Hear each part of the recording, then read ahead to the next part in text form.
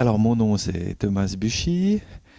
Je suis maître charpentier diplômé de l'École suisse d'ingénieurs du bois à Bienne.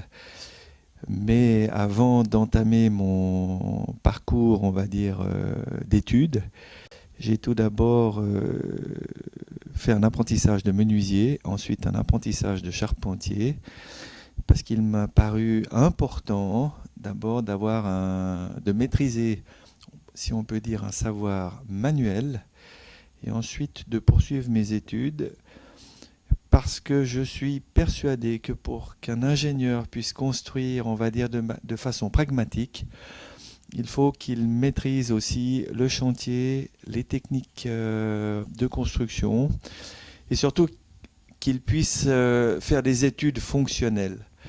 Parce qu'on voit trop souvent de ces projets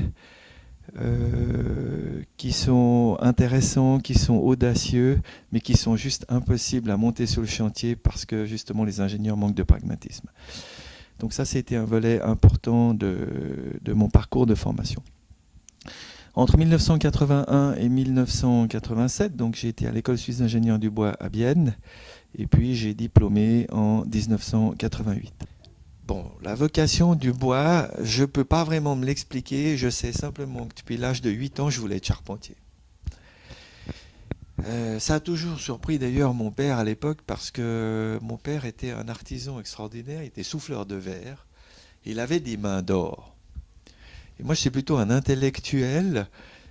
J'ai eu beaucoup de peine, disons, à dompter la main. Et puis, mon père m'a inculqué une chose essentielle. Il disait toujours, un homme pour être équilibré doit faire fonctionner en part égale son esprit, son cœur et son corps. Ou bien on pourrait ramener ça à la célèbre citation gravée sur le tympan de l'abbaye de Vézelay par les compagnons il y a 8 siècles en arrière, où ils ont écrit « La main est esprit ».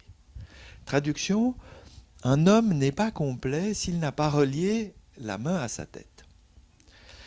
Alors, ça a été ce fameux choix d'apprendre un métier, le métier de charpentier, avant de faire mes études.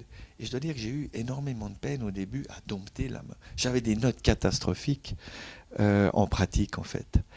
Et puis, petit à petit, à force de ténacité, d'obstination, j'ai réussi, je crois, à bien dompter la main. Et j'ai d'ailleurs fini dans les premiers aux examens de fin d'apprentissage. Et ça a été un bienfait inestimable, vecteur d'équilibre pour ma vie que d'apprendre un métier là. La recherche en matière de construction bois ou de technologie bois en Suisse se porte bien. C'est vrai que les écoles polytechniques fédérales, que ce soit Lausanne ou Zurich, ont des laboratoires tout à fait performants. Et c'est indéniable que certaines innovations technologiques très importantes ont été développées dans ces écoles.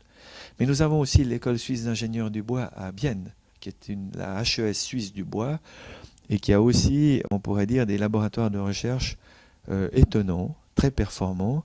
Et c'est une école que l'Europe entière nous envie. D'ailleurs, il y a une demande, la demande d'étudiants explose littéralement à Bienne.